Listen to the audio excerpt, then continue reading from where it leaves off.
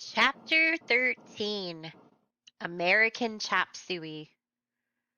I used to think all that spooky stuff about Friday the 13th was just a pile of baloney, but now I'm getting my own personal introduction to what can happen. It's October, and so far things have been going pretty good, better than I ever expected.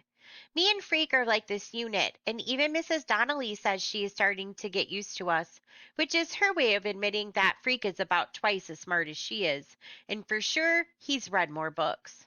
She keeps saying stuff like, Kevin, we know you know the answer because you always know the answer. So wouldn't it be nice if someone else got a chance? For instance, your friend Maxwell? Freak goes, he knows the answer, Mrs. Donnelly. Yes, Kevin, and I'm sure you're correct because you're always correct. But for a change, I'd really like to hear Maxwell speak for himself. Maxwell? Maxwell Kane? This is dumb because what does it matter if I know the answer? If I don't know, then Freak will tell me and he'll say it in a way I can understand, which is a lot better than Mrs. Donnelly can do. So what I do, I just shrug and smile and wait because I know she'll get tired of asking and move on to the next. As a matter of fact, I do know the answer. The reason Johnny Tremaine got mad and hateful is because he burned his hand in a stupid accident. And I know about that because Freak has been showing me how to read a whole book. And for some reason, it all makes sense where before it was just a bunch of words I didn't care about. My reading skills tutor, Mr. Meehan, he says stuff like, Max, the tests have always shown that you're not dyslexic or disabled, and this proves it. As you know, my personal opinion has always been that you're lazy and stubborn and you didn't want to learn. So if hanging out with Kevin somehow improves your attitude and your skills, that's great. Keep up the good work. It was Mr. Meehan who had a word with Mrs. Donnelly, and that's why she finally gave up on trying to make me talk in class. And instead, she waits until study hall where she asks me the same questions alone, and I tell her the answers. She still doesn't get it though, because she always goes, But Maxwell, if you can speak to me, then you can speak to your classmates, right? Wrong. Big difference. I can't explain what it is, except that my mouth shuts up, then there's more than one or two people, and a whole classroom full. Forget it. Okay, you're shy about public speaking, but how does that apply to writing down the answers? If you can read, then you can write, right? Wrong again. The reading stuff Freak helped me figure out by showing how words are just voices on paper. Writing down the words is a whole different story. No matter what Freak says, writing the stuff down is not like talking, and my hands feel so huge and clumsy. It's like the pencil is a piece of spaghetti or something, and it keeps slipping away. Mrs. Donnelly says okay for now. She's satisfied I can read, but we'll really have to work on this writing thing, won't we, Maxwell? And when she says that, I just nod and look away because inside I'm thinking, forget it. No way. Like Freak says, reading is just a way of listening, and I could always listen, but writing is like talking, and that's a whole other ball game. Anyhow, what happens first on Friday the 13th? We're in homeroom when this note comes from the principal's office. Maxwell Kane, your presence is requested. Gulp. So Freak and I get up to go, and the teacher says, No, Kevin, you stay here. Mrs. Addison was very specific. Maxwell is to go alone. Freak starts to mouth a smart mouth her. Then he changes his mind and he nudges me and whispers, Just give 'em name, rank, and serial number. Deny everything. You aren't back by $1,000. We'll organize a search and rescue mission. He offers to lend me his dictionary in case I want to try out any big words on Mrs. Addison, but I'm already so worried about being called in alone. All I can think is they're going to put me back in the learning disabled class. I've already decided I'll run away if they do that. I'll go live in the woods somewhere and jump out and scare people. Anyhow, I don't take Freak's dictionary along because my hands are trembly and I might drop it.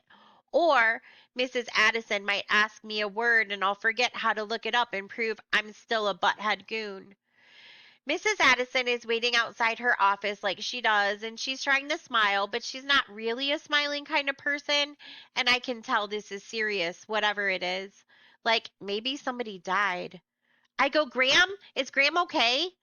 Yes, yes, everybody is fine. Come and sit down, Maxwell, and please try to relax. Yeah, right. Mrs. Addison is sitting there in her big chair and she's looking up at the ceiling and then she's looking at the floor and at her hands and finally she gets around to looking at me. This is rather difficult, Maxwell. I don't know where to begin. First, let me say we're all very pleased with your progress. It's nothing short of miraculous, and it almost convinces me you knew how to read at your level all along, and for some reason we're keeping it a secret. I'm not really hearing what she's saying because there's like this little bird fluttering around inside my chest, and it makes me blurt out, "You're putting me back in LD, right?" Mrs. Addison comes over and pats me on the shoulder. I can tell it makes her nervous touching me, but she does it anyway, and she goes, "No, no, nothing like that. This has nothing to do with school, Maxwell. This is a personal situation. Because if I have to go back in the LD class, I won't. I just won't. I'll run away. I will. I will." Maxwell, this is not about your classwork or even about school. This is about your father. My father? Which makes me wish all of a sudden I'd done something wrong and Mrs. Addison was just giving me detention. She takes a deep breath and folds her hands together like she's praying and she says, "A request has been forwarded to me from the parole board. A request from your father. Maxwell, your father wants to know if I don't want to hear it." I jump up and cover my ears, holding my hands real tight. "Don't want to hear it. Don't want to hear it. Don't. What happens when you go nuts in the principal's office? She calls in the school nurse. And the two of them are trying to hug me and calm me down, and it's like I'm back in daycare or something. "Maxwell," Mrs. Addison is saying. She's trying to pry my hands away from my ears. "Maxwell, please forget about it, okay? Forget I said it. You don't have to do anything you don't want to, okay? And I'll make sure of that. I promise. I swear on my honor. He can't make you do anything you don't want to do. I'm going to make that very clear to the parole board and to his lawyer. Very clear indeed." Finally, I take my hands off my ears, which wasn't really working because I could still hear everything they said. In big surprise, I'm sitting in the corner of the room, down on the floor with my knees all hunched up, and I don't even remember how I got here. It's like I blinked out or something. And the nurse is giving me this cup of water, and the weird thing is, she's crying. "I'm sorry," I say. "I didn't mean to hurt you." "You didn't," she says. "I cry easy. Don't you worry about it." I do worry about it though, because if she's crying, I must have hit her and I don't remember it, which, if you think about it, is really scary. Who knows what I might do and then not remember it. The worst thing happens later in the cafeteria. Freak has this thing about American chop suey. He loves the stuff. The gooier, the better. You'd never believe a person so small could eat so much. And when he holds up his plate, he always says, "Please, sir, more gruel." And I always say, "It's American chop suey, not gruel. I looked up gruel, remember?" And he always goes, "I beg of you, sir, more gruel." And so finally, I go up to get him another helping. When I come back, something is wrong. Freak's face is all red and swollen, and he's making this noise, and he can't talk. All he can do is look at me and try to say something with his eyes, and I'm running to get the nurse. "Quick, he can't breathe, he can't breathe." Then she's running as fast as me, and she's yelling for someone to call an ambulance. Back in the cafeteria, Freak is turning purple. The nurse grabs him, and she's got this plastic thing she shoves into his mouth, and his eyes are closed up tight, and one of his legs is kicking. I don't know what to do, so I start hopping up and down in one place, and when the kids keep crowding around, I push them back, and the next thing, Freak's face is starting to look pink instead of purple, and he's breathing okay. Right about then, the ambulance comes. I never even heard the siren, and Freak is talking in this croaky voice as they put him on the stretcher. "I'm okay," he says. He keeps saying, "Really, I'm okay. I just want to go home." The deal is, once they call the ambulance, you have to go to the hospital and get checked out. That's a rule.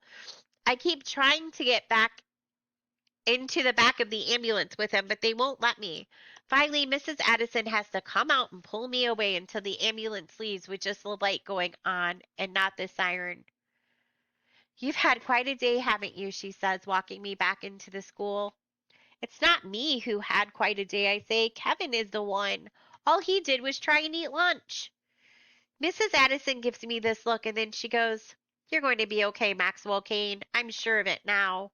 She's okay for a principal, but for some reason, I still can't make her understand that it's not me who had a really bad Friday the 13th. And I swear on the dictionary, if Freak ever tries to eat American chop suey again, I'll dump it on his head or something.